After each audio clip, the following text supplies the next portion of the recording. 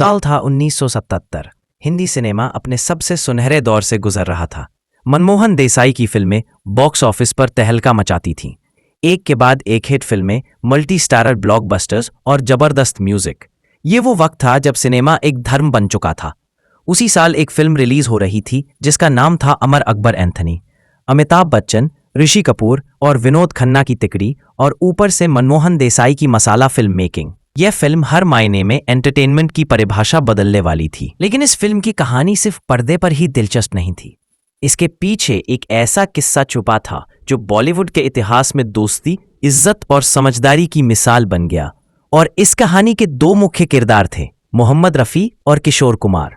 संगीत की दुनिया के दो चमकते सितारे, दोनों अपने समय के शिखर पर। दोनों की आवाजें लोगों के दिलों में बस चुकी थीं। एक तरफ रफ़ी साहब की सादगी, उनकी नरमी, उनका फकीरी स्वभाव। दूसरी तरफ किशोर कुमार का पागलपन, उनका बेमिसाल टैलेंट और उनकी अनप्रेडिक्टेबिलिटी। दोनों में कोई प्रतिस्पर्धा नहीं थी, सिर्फ सम्मान था, मोहब्बत थी, एक दूसरे के प्रति गहरी इज्जत थी। कई बार जब किशोर कुमार को लगता कि कोई गाना उनके स्वभाव के अनुकूल नहीं रहे या उनकी आवाज उस मेल में नहीं बैठेगी, तो वे बिना झिझक म्यूजिक डायरेक्टर से कहते, ये गाना रफ़ी साहब से गवाओ, मुझसे बेहतर निभाएंगे। और जब रफ़ी साहब किसी मुश्किल में होते, किसी मदद की ज़रूरत पड़ती, तो सबसे पहले जिस शख्स का नाम उनके जहन में आता वो थे किशोर दा। ऐसा ही एक वाकया अमर अकबर एंथनी के सेट पर हुआ। फिल्म के म्यूजिक सिटिंग में सबसे हिट गानों में एक गाना था, पर्दानिशीन को बेपर्दा ना कर दूं तो अकबर मेरा नाम नहीं है।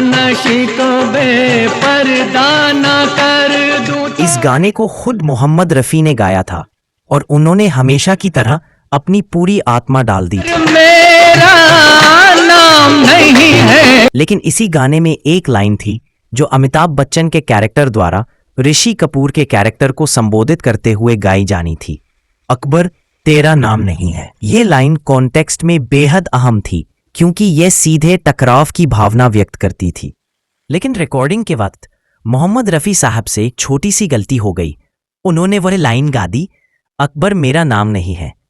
ये इतना सूक्ष्म फर्क था कि रिकॉर्डिंग के वक्त किसी को समझ नहीं आया। अकबर मेरा नाम नहीं है। पर्दा। गाना शूट भी हो गया, लेकिन जब फिल्म एडिटिंग टेबल पर पहुंची और हर लाइन, हर बीट को बारीकी से देखा जा रहा था, तब एक असिस्टेंट की नजर उस लाइन पर गई। उसने तुरंत नोट किया कि लाइन का मतलब ही बदल गया है, मेरा नाम नहीं है। कहने का अर्थ यह था कि अमिताभ खुद को अकबर कह रहे हैं, जबकि दृश्य में वो अकबर यानी ऋषि कपूर को चुनौती दे रहे थे। यह एक डायलॉग की चूक नहीं थी, बल्कि पूरे सीन के इमोशनल टोन की तबाही थी। मनमोहन देसाई ने गाना फिर से सुना, सीन देखा और समझ गए कि इसे बदले बिना बात नहीं बनेगी। लेकिन दिक्कत ये थी कि रफ़ी साहब उस वक्त लंदन में थे और फिल्म की डेडलाइन बेहद करीब थी। एक लाइन के लिए रफ़ी साहब को वापस बुलाना संभव नहीं था। स्टूडियो की तारीखें तय थीं, प्रिंटिंग होनी थी और रिलीज डेट आगे नहीं खिसकाई जा सकती थी। तब किसी ने सुझाव दिया, सर अगर आप चाहें तो इस एक लाइन को किसी और सिंगर से रिकॉर्ड करवा लें। सभी की जुबान पर एक ही नाम आया, किशोर कुमार। लेकिन मनमोहन देसाई झिझक रहे थे। उन्हें किशोर दा की फितरत पता थी, वो मूडी थे।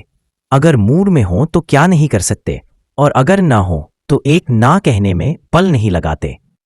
लेकिन वक्त की मांग थी और उनके पास कोई और रास्ता नहीं था। मनमोहन देसाई ने लंदन में मौजूद रफ़ी साहब को कॉल लगाया, उन्हें पूरी स्थिति समझाई। कहा, सर ये लाइन दोबारा रिकॉर्ड करनी पड़ेगी और हमारे पास समय नहीं है। क्या आप इजाज़त देंगे कि हम ये लाइन किशोर दा से गवा लें? दूसरी तरफ कुछ पल की चुप्पी रही। फिर रफ़ी साहब बोले, देसाई साहब आप मुझे किशोर दा का नंबर दीजिए, मैं खुद बात करता हूं। उसी समय रफ़ी साहब ने लंदन से मुंबई किशोर कुमार को कॉल किया। फोन उठाया गया, आवाज आई, किशोर बोल रहा हूं।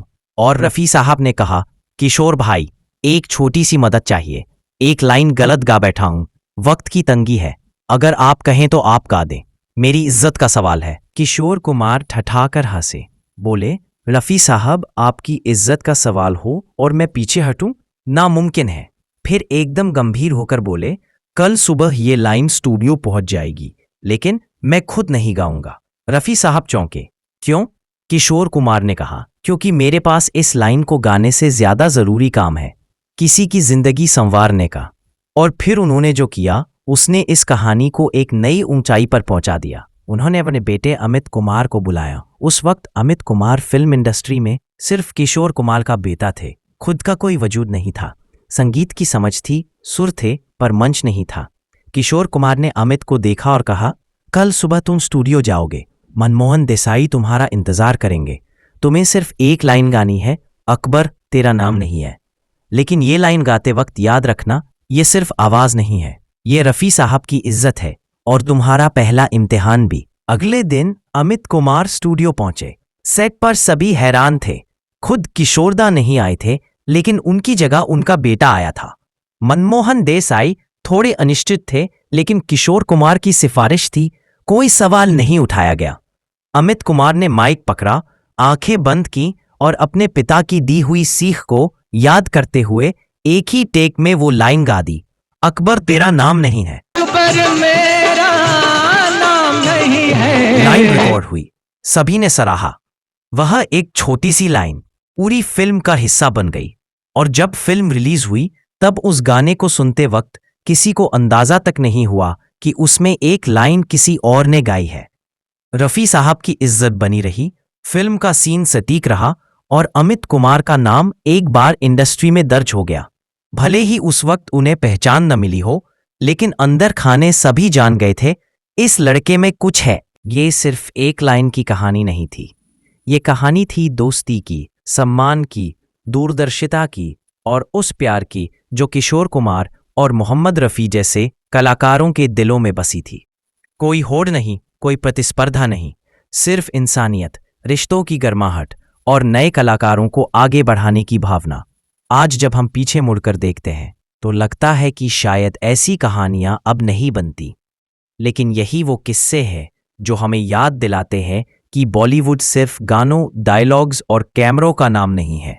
ये रिश्तों, समझदारी और एक दूसरे के लिए खड़े होने की जमीन भी है। किशोर कुमार ने उस दिन एक तीर से 2 नहीं 3 निशाने साधे थे।